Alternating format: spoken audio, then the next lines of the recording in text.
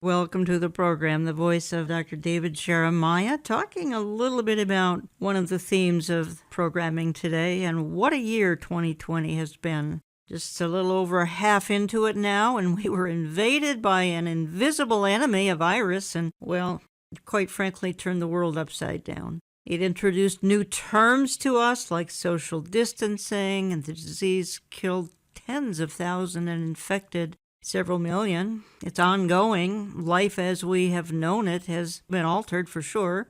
Church as we knew it was stopped for a season, and still church isn't what we knew before February of this year. Pastors, including my guest today, preached to empty auditoriums, but to ever-growing virtual audiences. And the disease has crashed economies, strained healthcare systems.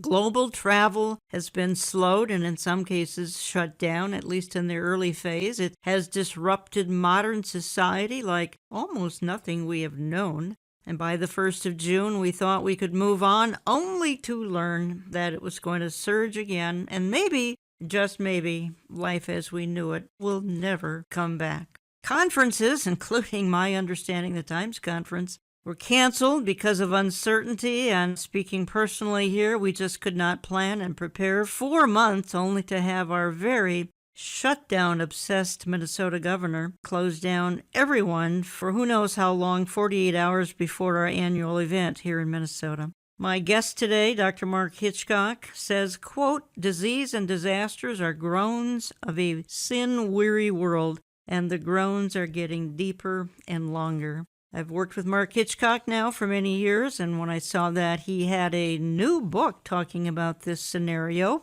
called Corona Crisis, Plagues, Pandemics, and the Coming Apocalypse, I asked him to get a programming date on his calendar. So he joins me today. He's pastor of Faith Bible Church in Edmond, Oklahoma. He's spoken at numerous Understanding the Times conferences here in the Twin Cities. Welcome, Mark Hitchcock, back to the program.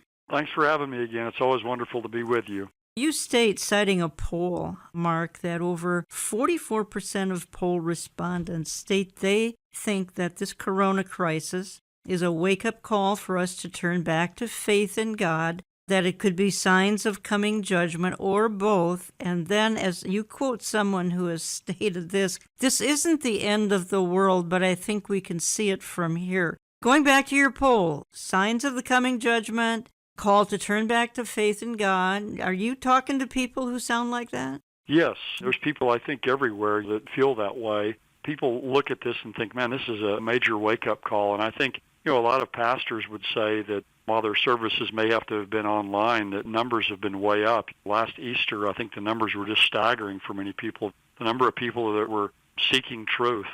So I think certainly it's a wake-up call. And I think a lot of people believe it's a sign of the times as well. I think even people that don't know anything about the Bible have this sense that the world's getting their closing time. It's almost half the people in America in that poll, and the poll also, 29% believe that with this crisis that we're living in the end times or the last days. Yes. I think that's probably a pretty accurate poll of where people are, of kind of the pulse of what's happening in our country today. And I've still gotten emails. I got one right before our programming today stating their church still will not visit the topic of eschatology, etc. That's not our topic today, but all I'm saying is you're saying folks are asking more questions and are even more intrigued, and I'm saying most pulpits remain pretty quiet to the topic. At least that's the email response that I'm getting. Mark, we know that these kinds of plagues happen big time in the tribulation. We're in the church age right now, and there are several biblical references to plagues. Again, I said during that 7-year time of Jacob's trouble, but not so much of a reference to these kinds of plagues in the church age. Yeah, that's right. That's the way I would see this. There's differences of opinion, obviously, that prophecy teachers have. When Jesus in Matthew 24 gave his great sermon about 2 days before he died, it's often called the mini apocalypse because it's kind of a Reader's Digest version of the book of Revelation. And Jesus gave signs of his coming. He said that there would be false messiahs, there'd be wars and rumors of wars, nation against nation, kingdom against kingdom. Then he said in various places there'd be famines, be earthquakes, pestilence in various places. And when you look at that passage in Matthew 24, a lot of people look at that, and Jesus goes on, by the way, and says these are birth pains. Yes. These are the birth pains of his coming. a lot of people look at that and they apply that to today, to this time we live in, the church age. And they look at these signs of false messiahs and wars and pestilence and earthquakes and all of that. When you go to Revelation chapter 6, which I think most people put in the tribulation period if they Yes, believe in a I hope future so. view of Revelation, well, when you look at that, the first four of these sealed judgments, these seals that are opened, are those four horsemen of the apocalypse. And they parallel what Jesus said in Matthew 24. You have a rider on a white horse, that's these false messiahs. You have a rider on a red horse, which is the wars and the rumors of wars. Then you have a rider on a black horse, which is clearly in that context famine that Jesus spoke of. Then you have the rider on the pale horse, this fourth rider, and he says a fourth of the earth will die from sword, famine, and then it says pestilence or plagues and the wild beasts of the earth. And I think that corresponds to what Jesus says there about plagues and pestilence. So I believe that Matthew 24, these birth pains, is speaking about what's going to happen in the future during the time of the tribulation period. And so those are the birth pains that will be intensifying and getting closer together as the second coming of Jesus comes. Now, one writer that I read that I really liked this analogy, he said what we're seeing today, though, may be kind of like the Braxton Hicks contractions. Those are kind of the premature contractions before the real contractions begin. I think what we see today is a foreshadow, it's a foreshock, a precursor to what's coming. But I don't see what's happening today as the fulfillment of Matthew 24 and Revelation 6. And I played that little clip of David Jeremiah, and the point he was making is some of the activities of the tribulation are casting a shadow on the church age. They're fulfilled in the tribulation, not the church age. We're seeing signs. That's right. This is the precursor. The precursor. These are the foreshocks, of that. Like in Revelation chapter 6, where it says that a fourth of the world is going to die from pestilence. And then right after that, it says, and the wild beasts of the earth. Now, there's different views on what that means, but the fact that pestilence is mentioned right there with these wild beasts carries this idea to me that it could be pestilence and diseases that come from wild beasts or animals. That's what we see today happening. 3 out of every 4 of the new infectious diseases in the world today are from animals. They're called zoonotic diseases or spillover diseases that come from animals to humans. What we're seeing today seems to be the setup or the beginning or the precursor to that. There have been 30 new infectious diseases in the last 30 years. Even now there's like a new coronavirus here, and I've been reading recently there's a new swine flu that they think, may be coming out of China. It just seems like these things are accelerating and building even as we speak. And you state in 40 years we've had a succession of lots of things, HIV, SARS, swine flu. Swine flu goes back to 2009 and 10, where millions were affected. You got MERS, you got Ebola, now COVID-19. Now they're talking about COVID-20, and they're talking about another, as you say, swine flu hitting us. I'm going to read from your book. And folks, we are carrying Dr. Mark Hitchcock's book, Corona Crisis, Plagues, Pandemics, and the Coming Apocalypse. You say on page 17, people everywhere sense it. It's palpable. The signs are multiplying. They're lining up. Global events are tilting and trending toward the end of days. Turmoil in the Middle East, the rise of Russia and Iran, the threat of nuclear proliferation, globalism, natural disasters, and now the surging coronavirus pandemic and panic. But we've got multiple other kinds of illnesses and plagues and pestilence in the last really 40 years. Mark, we can go back to 1918. My goodness, the pandemic we had back in 1918 to 1920 makes what we're going through now really almost a Sunday school picnic. That affected millions, killed millions. The world was changed in 1918 to 1920. That's right. I mean, maybe 50 million people died, it's believed, during that period of time. Obviously, that was a devastating plague that happened. That was the first plague, the main plague of the 20th century. Today we're in the 21st century. We've already had our first plague about 100 years later again during this period of time. This plague that we see today that's happening, what it's done, though, I think, in kind of setting the stage and using that term, is we have a much more global world today than we had at that point of time. And we see the move towards globalism really in all of this. Immediately Gordon Brown, a former prime minister of the UK, was calling for some global body to come in to kind of run herd over what was taking place. We see all this track and trace technology. We see contact tracing, all the technology we have today that people are promoting now to obviously protect people. I think, a lot of people probably have good motives in it, but ultimately all of these things are pointing toward this kind of global world. I think what we see today with something like COVID-19, it's not that it's killed more people than any plague, but I think it's the things that it's triggering and the things that it's leading to that are signals to me of a stage setting, a further setting of what's coming in the future. First, I want to give a quote of yours, then I think I'll play another clip here. You say this: coronavirus is a global game changer that could be a kind of a prophetic shift of gears with all its eventual fallout. And then you say, I'm still quoting you, COVID is happening at the same time other storm clouds are gathering on the horizon. Crises on every front are converging and quickening. From Scripture, we see that God warns before he judges. COVID-19 could be an early warning that something bigger is coming. It's a wake-up call for a sleeping world,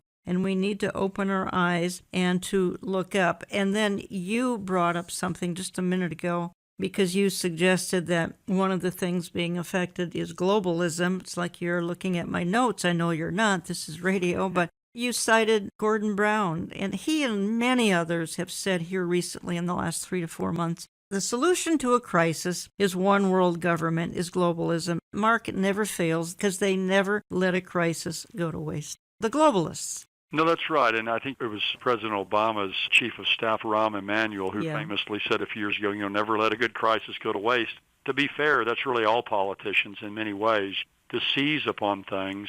These types of things that happen that sweep the globe and are certainly tragic, but they are seized upon by globalists and by others to try to hijack these things than to make them into what they want the end result to be. And that's exactly what we see happening here with this. People immediately jumping on all kinds of global bodies to come and take over these situations, track and trace, contact tracing, all of this kind of stuff to know where people are. The technology obviously exists to know where people are. And again, I don't think any of this is the mark of the beast. We're not in the tribulation yet. No. But this is the kind of stuff, if someone's going to control the world economically and politically, this is the kind of stuff they're going to have to make that happen. By the way, folks, if you just joined me, you're listening to Understanding the Times Radio. I'm Jan Markell. I have on the line from Edmond, Oklahoma, Dr. Mark Hitchcock, because we're carrying his newest book, The Corona Crisis, Plagues, Pandemics, and the Coming Apocalypse. And you can find that in my store. You can give my office a call. You can find it at our website, olivetreeviews.org. I'm going to play a quick clip here of David Jeremiah because, Mark, I want to go back to the timing. And we opened kind of saying that the coronavirus is not necessarily a sign of the rapture. It more likely would be a sign of the second coming. And here Dr. Jeremiah gives such a clear illustration of how we can perceive the timing of all of this. If all these signs are not signs about the rapture, and after the rapture, I'm going to be in heaven, why should I be concerned about the signs at all? Why should I care whether there's any sign about an event that I am not going to be worried about because I'm going to be in heaven? Well, the broad answer to that question is this: future events cast their shadows before them. The best answer is that these things that are going to be happening in the tribulation periods that signal the second advent of Christ, some of them are probably going to be going on in incipient form long before the rapture takes place. They're going to spill over back into the world in which you and I live. And so when you have a sign for the second advent, in essence, it's almost like a subtle sign for the rapture. Here's the best illustration I've ever heard to help us understand that. Dr. John Walvoord used to share this illustration of how signs relate to the rapture and the second coming. Here's what he said. He said, there are all kinds of signs for Christmas. There are lights everywhere, decorations, Christmas trees, music, even Santa in the mall. But Thanksgiving can sneak up on you. There are no signs for Thanksgiving. Dr. Walvoord noted that the second coming of Christ is like Christmas. It will be preceded by many specific signs that Scripture outlines. The rapture, however, is like Thanksgiving. There are no specific signs for its coming. Yet it's fall and you begin to see the signs of Christmas everywhere. You realize Thanksgiving is somewhere around the corner too. Thanksgiving must be very near. The signs of Christmas seem to be appearing all around us today, do they not? The coming of Christ to rapture his church couldn't be very far away.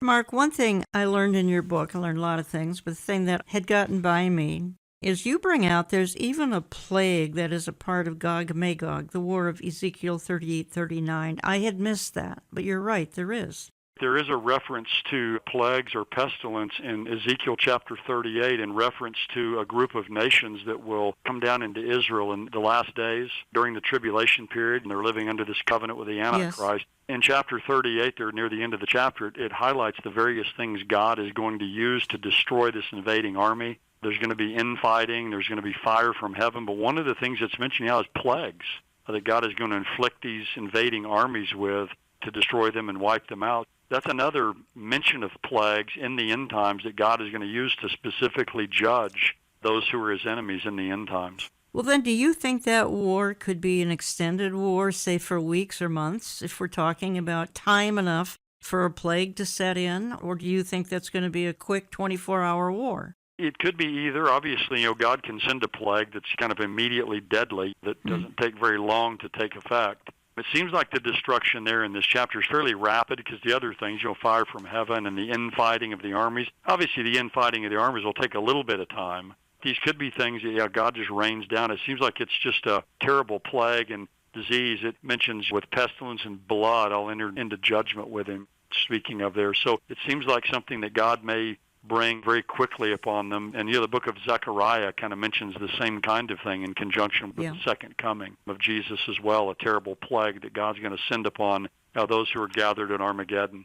You mention in the book, Corona Crisis is on page 37, you say the Lord graciously warns before he judges. So that's a whole nother topic here as it concerns Corona Crisis. Is it a judgment? Here's the thing. This isn't an American dilemma. This is a world dilemma. It hit just short of 200 countries. No, that's right. It's in almost every country of the world now. And then when we think about God's judgment with plagues like this, we know that in the past, in the Bible, and I give a lot of illustrations in the book of how God used plagues to judge people in the past. So we know that God has done that. We also know that really just sickness in general is due to man's sin. There wouldn't be any sickness if there weren't sin. We live in a groaning world because of sin. All sickness in the world and all disease ultimately comes from sin. But what we're talking about is this specific plague or pestilence a direct judgment from God? And really there's no way for us to know that. Again, there are places in the Bible in the past where it says this was a plague from God. There are instances in the future that we've been talking about in Matthew 24 and Ezekiel 38 and Revelation 6 where it says some future pestilence or plague will be the judgment of God. But when it comes to coronavirus today, the Bible doesn't tell us. So I've kind of got a maxim I go by. When God's silent, we need to be silent, and when God speaks, we speak. And so since God hasn't told us directly, we can't say for sure, this is a direct judgment from God. But I think at a minimum, we can at least say, certainly this appears to be a wake-up call that God is affording to humanity an opportunity to turn to him and to realize how fragile and how fleeting this life really is. Exactly. I think it's at least. And again, I think that there have been a lot of people who have used this wake-up call to turn to the Lord and to turn to Scriptures and begin to discover what's going on in our world and what life is all about. And that's a good thing that I think has happened in many quarters. We're obviously very sad for the loss of life that's taken place, but God can use even those things ultimately for good to turn people to himself. Yeah, and I've talked to some folks who've had this, and my goodness, this is not a picnic. As we're recording, Mark, here we're into July 2020. And honestly, I don't know if I set this interview up 4, 5, 6 weeks ago, and I kind of thought things would be pretty much blown over or at least a whole lot better by mid-July. And here we find things are just gearing up again. This thing isn't going away quickly. No, in fact, the people have said, well, this is a second wave, but most experts are saying, no, this is still the first wave that we're in. This is getting off the subject course of Scripture, but the problem with this is you can't keep people locked up forever. The economy dies. There's all kind of other social problems that come about as a result of it. But then when people are out, then it's going to spread. So it's put us on the horns of a dilemma. It's not going away, and no one knows how soon a vaccine will be developed or some type of cure. I heard someone say the other day, almost everyone may end up getting it. There's all kinds of theories out there. It gets frustrating, all of us, we listen to different experts and what they say. Someone was saying that if a vaccine isn't developed in the next year or so, it may be that almost everyone gets it. Well, a lot of people are asymptomatic and all kinds of things. It's not over, and of course, we're talking about how many people have died up to this point, but it could obviously become much, much greater than it is. And every day in my prayers, I pray that God will help this thing to abate and to lessen and at least to become less severe than it is, to mutate into a milder form. I think we all ought to be praying for that. It's up to God. He's in sovereignty and control of it, and as He allows it to do whatever He chooses to do, we need to just be here responding to that in a way where we can bring honor and glory to Him in the midst of whatever happens. True. And we could get into vaccines, we're not, but that's another can of worms because that's going to present as many problems as any solution. Folks, we are carrying Mark's new book, Corona Crisis, Plagues, Pandemics, and the Coming Apocalypse. It's in my store. You'll find it in my print and e-newsletters if you'll sign up for those online, olivetreeviews.org, or give my office a call, and we'll get a book out to you within a very short period of time. Mark, I'm just going to transition a little bit. We're not leaving this topic. As I'm transitioning, we'll still be touching on Corona, but I watched a message of yours online. It happened to be called American Prophecy. It was excellent, about an hour that you had given in another church. I want to talk about that for just a few minutes because I think my audience has a distinct interest in just how does America fit into the end-time scenario. Now we see America being so terribly harmed economically and in other ways by Corona. In listening to your message, obviously we're not in there directly, and let's just touch on a few of the options of where we might be if we were to be in there in a symbolic manner. You first of all state that we are not the 10 lost tribes of Israel. That would be British Israelism. And besides, those 10 lost tribes aren't lost. But then you raise Isaiah 18, and that's the land divided by a great river, and state we are not the land divided by the great river in Isaiah 18. Give us a second on that. That's excellent. Yes, in the context of this passage, there's prophecies in here about Damascus and the following prophecies about Egypt.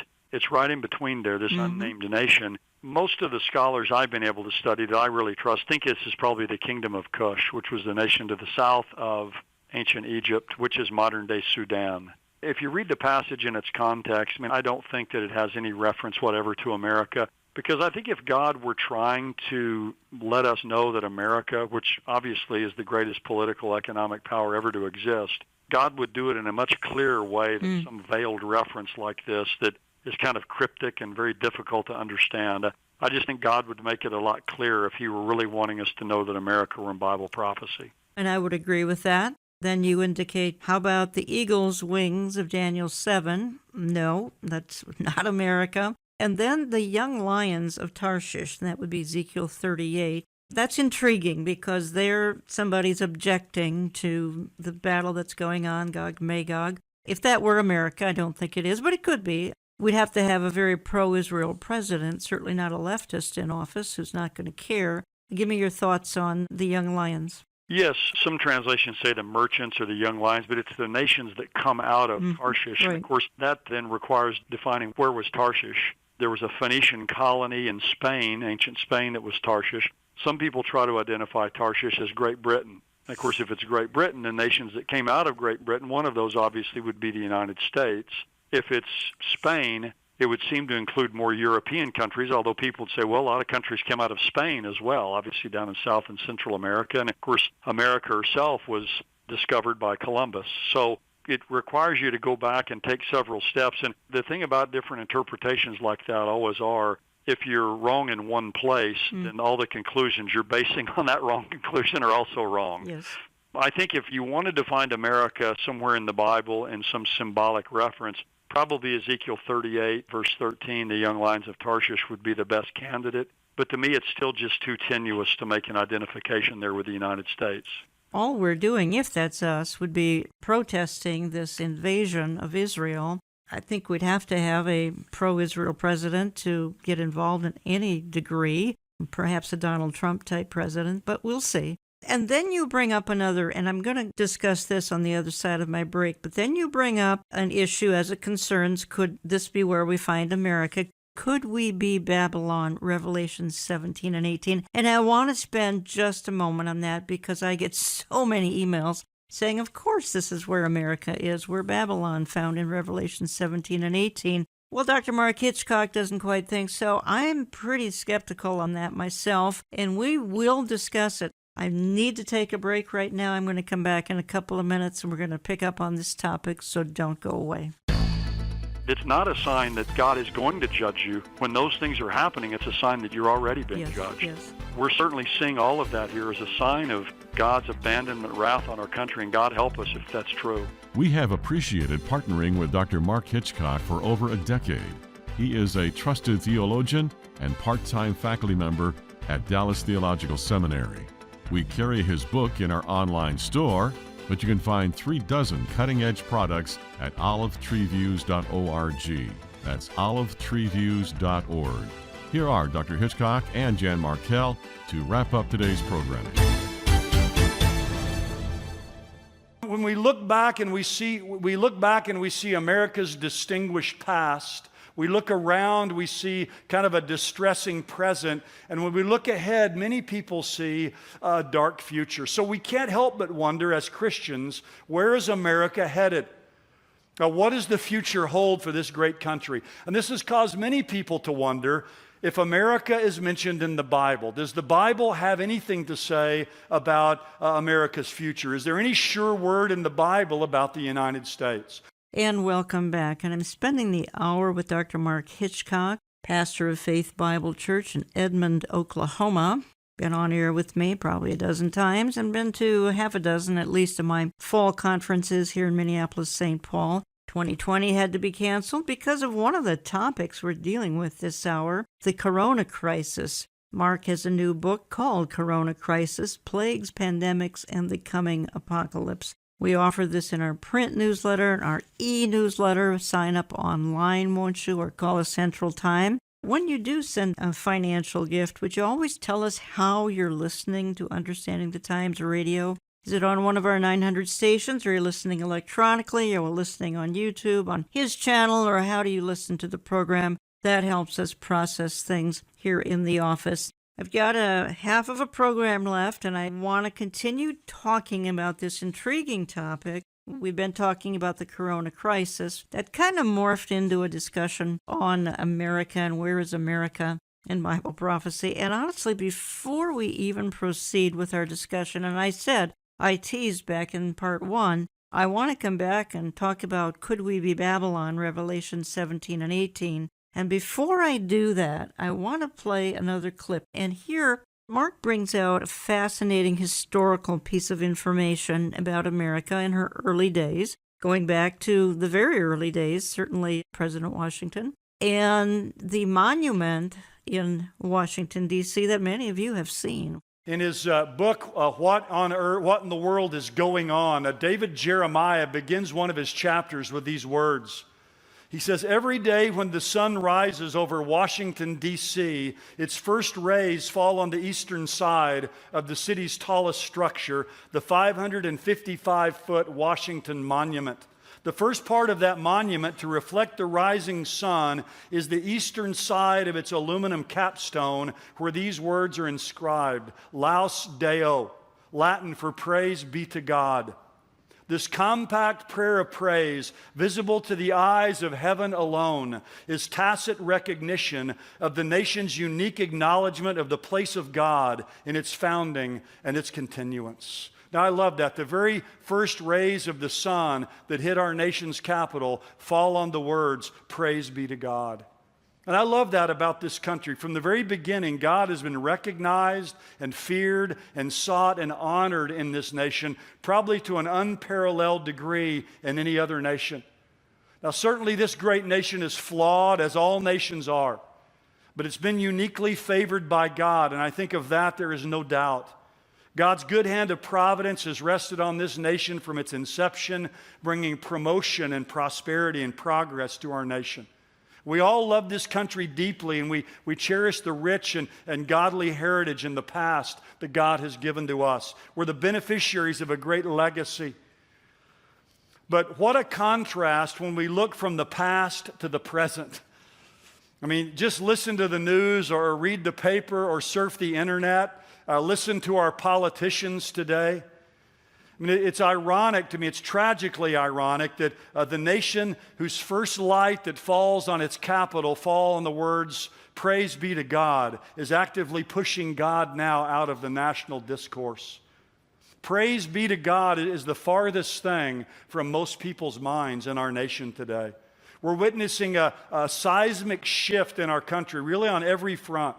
A downward spiral morally, politically, theologically, with increasing division and despair in our nation. As one man I read recently said it succinctly, America is losing her soul. And there seems to be a collective sense that things are headed in the wrong direction, that something ominous is on the horizon.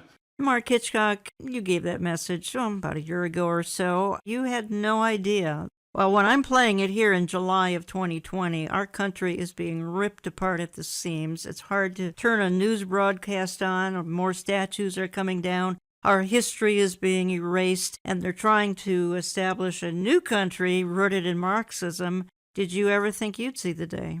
Well, I never thought I would, and just listening to those words from that sermon I preached too, think about tearing down of monuments. I mean, it's the Washington Monument. That's right. It has those words, praise be to God upon it. And again, as I said earlier, the people that founded our country were flawed, just like we are. It's a flawed country, but it's the greatest country that's ever existed, and people from all over the world want to come here. I never thought I would live to see the kinds of things that are happening now in our country. It's sad, but we always have to remember, too, all of the time, heaven has an occupied throne. No, we don't want to despair. Mm-hmm. It's Christ in you, the hope of glory, and that's ultimately our hope, and we want to be salt and light while we're here, do what we can.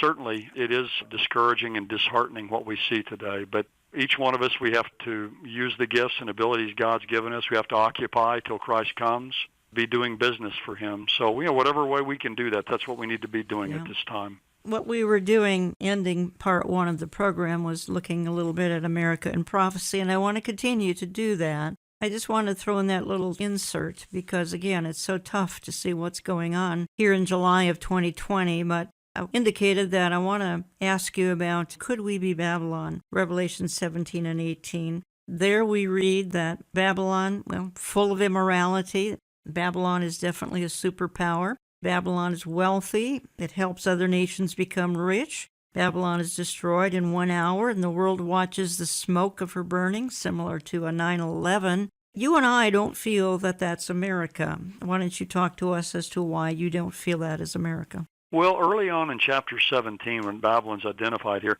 by the way, let me just say this. When you study the book of Revelation, there are 404 verses in the book of Revelation. 44 verses in the book are about Babylon. So 11% of the book of Revelation is about Babylon. Mm-hmm. A lot of people don't realize that. It's probably the most discussed topic. Whatever it is, it's important. In chapter 17, verse 5, speaking of Babylon, that's pictured here as this woman, this harlot, it says upon her forehead a name was written, a mystery, Babylon the Great. Now, a lot of the old translation says, behold, was written mystery Babylon, but it's not mystery Babylon. It's saying a mystery, Babylon the Great, the mother of harlots and the abominations of the earth. Now, what this is saying here, I believe, is whatever Babylon is, and we know that Babylon's a city, so it's not really a nation, because down in chapter 17, verse 18, it says the woman is the great city that reigns over the kings of the earth. So a lot of people will say, well, then it's New York City, if it has to be a city. So it's not a nation, it's a city. And it says that this city was the mother of harlots and the abominations of the earth. So Babylon, whatever it is, was the mother or the source of all the abominations and idolatries on the earth. So it's the source of all the idolatry and the abominations. And really, the only city that fits that is literal Babylon. Literal Babylon, If you go back to Revelation chapters 10 and 11, after the flood, people gather at Babel under Nimrod. They build this great tower to the heavens and gathered there in collective rebellion against God. And then from there, people's languages are confounded. They're scattered all over the earth. And in that way, I think Babylon then became the mother of all the harlotries and all the abominations of the earth. And so that's why I take this to be a literal reference to the city of Babylon. Back in Genesis 10 and 11, at the beginning of the Bible, you have a literal Babylon. It's like everything's coming full circle. And back there, it was under one man named Nimrod. Mm-hmm. It's going to be under one person, the Antichrist. So everything's coming full circle in the end times, back to Babylon. Something is going to happen to America, and that's kind of what we're trying to consider here. As we've already referred, the progressive movement is gaining strength here right now, and their goal is to weaken this country, in fact, even bring her down if they have to. because they feel we don't deserve any power and our history is embarrassing, etc. I mean, we don't feel that way. The leftist seems to feel that way. You bring out some other things that could harm us and even take us down. We could have an economic implosion as we speak, thanks to Corona, thanks to some other kind of turmoil in the land. We're trillions of dollars in debt. We have a debt bomb. Debt causes a nation to die, quite frankly. You bring out another point that we could have a massive terror attack, or as I think it might be Bill Koenig who suggested, what if we had 20 terror attacks simultaneously across the country? Would that bring the country down? Well, it certainly would weaken it beyond our imagination. And then you bring out another option. We could have a moral departure, which we have, and that brings on then the judgment of God, a Romans 1 scenario. And Mark, I think we have Romans 1 going on in America right now. There's no doubt about that, and that's a sobering chapter. Yes. It speaks of God's abandonment wrath. You know, we read about God's wrath in the Bible, and certainly that's no one's favorite topic to think about, but it's certainly present in Scripture. There's direct wrath, like what God did with Sodom and Gomorrah. There's eschatological wrath in the day of the Lord in the future that's going to come. There's eternal wrath in hell. But there's also this aspect of God's wrath people forget about called his abandonment wrath, where when people go to a certain extent in sin, God abandons them and just turns them over to their sin. And that's what you have in Romans 1, where 3 times it says, and God gave them over, or God gave them up to their sin. And it starts out there in that passage with really a turning away from God, then a sexual revolution, then a homosexual revolution, and then basically people just applauding and celebrating the sin of others. And it says when that's happening, it says it's not a sign that God is going to judge you. When those things are happening, it's a sign that you're already being judged. Yes. We're certainly seeing all of that here as a sign of God's abandonment wrath on our country, and God help us if that's true. You bring out the point that there seemed to be a turning point, if I could use that word, in June of 2015 that opened the door to Pandora's box, and that was the same-sex marriage ruling. The White House then lit up in colors of the gay rainbow. Many of us could hardly look at that sight, Mark, back in June of 2015. Is that not perhaps a turning point? Well, it is, because in Romans chapter 1, when you get down to the end, it's that people not only do these things, but it says they applaud or they celebrate, basically, those who do them. And several really well-known Greek scholars from years ago that weren't even dealing with what we're dealing with now have actually written in there that that's actually worse than committing the act itself. Mm-hmm. You've reached the bottom level, the bottom rung, where it's not only being the actions being taken, but it's being applauded. And in our culture today, it's not even so much that we have to accept this, but you actually, if you don't applaud it, then you're considered to be someone who hates people or homophobic or whatever. And so really we see the Romans 1 track. I mean, our nation tragically is right on track with that. You know, a lot of the unrest and these other things we're seeing could certainly be the consequences of turning away from God. A man said years ago, when a man loses God, he loses himself. And I think the same thing can be said of a nation. When a nation loses God, it loses itself, it loses its soul. That's what we're seeing happen in our country, and most of us don't have the power to go change all of that, but what we can do is do what we can do in our own lives, our own families, our own ministries, our churches, to try to do what we can to stem the tide. And I want to go there in just a moment. And I want to get here to, I think, the most important point of your message. And folks, I'm playing off a message. You can find it on YouTube if you just type in Mark's name and put in America and Prophecy. Excellent hour-long message that he gave. I'm combining that with summarizing, and we did that briefly, one of his newest books, Corona Crisis, Plagues, Pandemics, and the Coming Apocalypse. And that's in my online store at olivetreeviews.org. You can give my office a call, or as I said, get on our newsletter list. But then, as I was studying in preparing on Corona Crisis, I came across Mark's message on America and Prophecy. Well, does the Corona Crisis tie into America and Prophecy? My goodness, America's being weakened. 2020 started off kind of normal in January, and then by early March, things were starting to fall apart, and then by Memorial Day here in 2020, I'm in Minneapolis, everything sort of hit the fan with the tragic death of George Floyd and the policeman who, well, an outrageous act that was caught on camera.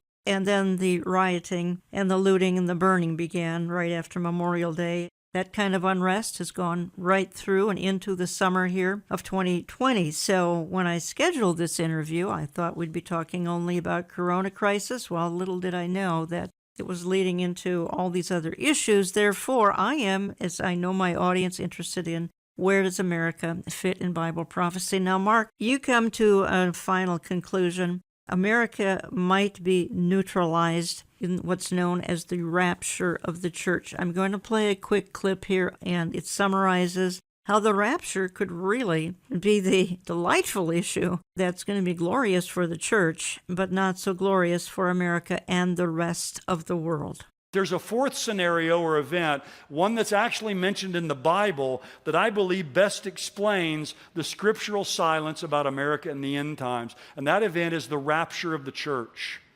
One of these days, in a moment, in the twinkling of an eye, the Lord Jesus is going to return to the heavens. All those believers who are on the earth who are alive are going to be caught up to meet the Lord in the air. The dead in Christ will rise. That is, their bodies, and will be rejoined with their perfected spirits that are with the Lord. Those of us who are alive and remain will be caught up together with them in the clouds to meet the Lord in the air. We're going to receive an immortal, imperishable, incorruptible body and a perfected spirit in a moment of time. Now, when that happens, if the numbers that are out there of, about 8% of the people in America are evangelical Christians, believe that salvation is by God's grace alone, through faith alone, in Jesus Christ alone, that's about 30 million people that will disappear in a moment, in the twinkling of an eye. You say, well, a lot of other nations will lose people as well, but if you go to the Middle East and to Europe, in most of those places, it's less than 1% of the people would say that they believe that salvation is through faith alone and Jesus Christ alone. It's going to wreck this nation. The salt and light will be gone in a moment, in the twinkling of an eye. There'll be gaping voids left in every strata of society. Jeff Kinley, who's written a book called The End of America, describes it really vividly. He says, not a single believer will be left on American soil. Imagine that for a moment. With our country's soul now removed, she'll become a zombie-like nation wandering aimlessly toward her ultimate and inevitable demise. In this miraculous moment, the complete departure of Christians is not the only thing that will change. Everything will be altered following that split-second departure. Government, states, communities, militaries, schools, churches, colleges, hospitals, universities, families, marriages, natural infrastructures, everything. There won't be a single pocket of society that remains unaffected, as for all practical purposes, God will have left the building. He says, with anarchy and chaos reigning, America will be paralyzed and officially no longer a major player in world affairs. Like a heavy blanket, darkness falls on the entire nation. That is a scenario that is imminent. And by the way, if you just joined me, you're listening to Understanding the Times Radio, and I have on the line from Edmond, Oklahoma, Pastor Mark Hitchcock, Faith Bible Church, Edmond, Oklahoma. Mark Hitchcock, your best website is markellhitchcock.com, am I right? That's right, yes. You can learn a lot more at markellhitchcock.com. Your message is powerful, but let me ask you this then. Do we just morph into some sort of a Western Confederacy ruled by the Antichrist after the rapture? The church is gone. That seems to me like the most likely scenario. That's where, with America, that's our history. That's kind of our origins. We know the Antichrist is going to come and begin to come to power on this platform of peace. And ultimately, at the middle of the tribulation, he's going to take over the world. So all nations at that time will be under his control. Yeah, early on, that would seem to me like the safe harbor, the place of refuge that America will go, after the rapture, in the wake of the rapture. The other thing, too, I was talking about the rapture kind of being the trigger, but also the rapture could happen kind of in fatal combination with a lot of those other things we mentioned, too. Yes. Terrorism and even civil war and the unrest, economic implosion, and all of those other things. So you take all of those things in combination, and then you add in an event like the rapture that'll be the greatest event in human history since the flood. That would pretty much render America a second-rate or a third-rate nation at that time. We'd be seeking refuge with some other alliance of nations. You feel strongly that the Antichrist will not come from America, which immediately rules out a bunch of people. Probably come out of Europe. I think I would agree with you. And of course, I don't even want to speculate, but let's leave it at you feel the Antichrist will come out of Western Europe. Yes, that's right. I think he's going to come out of a reunited Roman Empire. The old empire did include part of North Africa and yes, the western part of Asia, but from the confines of the old Roman Empire is where I believe he'll rise from. Some of my listeners are sitting thinking, this is overwhelming. What can I really do to have an influence? And I think we should talk about that for at least a moment or two here. You actually go into that in this message you've given, and you say, don't be absorbed into the wicked culture, and let's shine our light in the darkness. The simplest thing we can do is be salt and light and try to delay the decay while we're here. That's right. Most of us don't have any kind of international or even national or even a lot of local influence with politicians or others. The most powerful thing we can do is to proclaim the gospel of Jesus Christ and to live the gospel in whatever context God has placed us in. One of the most important things in our country are strong churches, strong local churches where the gospel is proclaimed, where the gospel is practiced. We can all do that. I pastor a church. People can be leaders in churches. They can serve there. It's the church that Jesus Christ promised that he would build on earth and that the gates of Hades would not prevail against. And so we can do what we can do daily in the various places where God has put us to tell people about Christ, to tell them that there's a virus a lot worse than the coronavirus. Yes. There's a virus that's infected all of us in our soul, which is sin, and Jesus came and bore it for us. And we can trust in him and have that virus cured in our heart and life. So that's the ultimate answer really for us, is to proclaim and to practice and to live out the wonderful gospel message of Jesus Christ as we await the coming of our bridegroom. That's our calling. Let me just read you an email, Mark Hitchcock. I just got it a day ago. It's from Nancy in Westerville, Ohio. That's the only identification I'm going to give since I didn't ask her permission. And I'm going to read it, but keep it fairly anonymous. And she says she and her husband listened to the Michelle Bachman programming here recently, and she goes on to say, I can't tell you how troubled this makes us feel. She says, we are 82, and we have never in our lifetime seen anything like this. That, Mark, means the turmoil in America right now. That's the context. And then she goes on, she says, but why aren't churches across this nation having prayer conference calls or Zoom meetings with their people so we can pray and repent as a nation? Why is the church silent? Thank you for informing us. I'll leave it there. I think she raises a good point. I mean, America is in turmoil. Certainly, I don't recall anything recently quite as tumultuous as America right now. How about if the church were to come together for some prayer and repentance? And why the overwhelming silence in the church? You as a pastor have any comment on Nancy's email? Well, it's a very good one, very thoughtful comment from someone who's a mature believer, Yeah. obviously at her age, and she's seen things. That's a great thought. I've talked with a lot of my friends who are pastors, very large churches.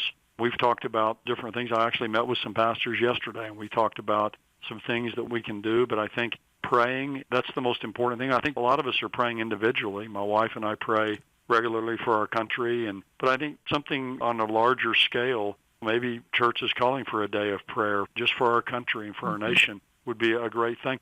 I think to accomplish something like that, you probably need someone who's of a kind of a national status that people know who they are, like a Franklin Graham or someone like that. If I were to call for that, a lot of people don't know me.